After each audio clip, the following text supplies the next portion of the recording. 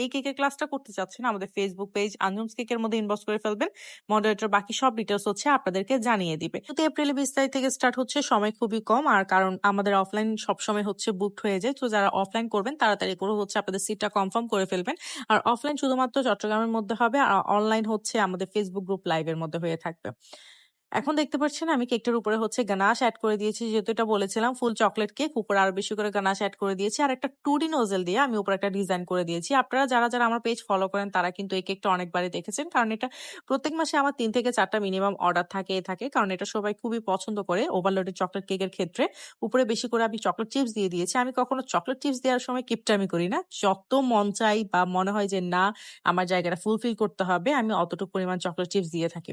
আর বেশি করে হচ্ছে আমি চকলেট চিপস দেওয়ার পর এখানে একটা বল চকলেট এড করে দিচ্ছিলাম।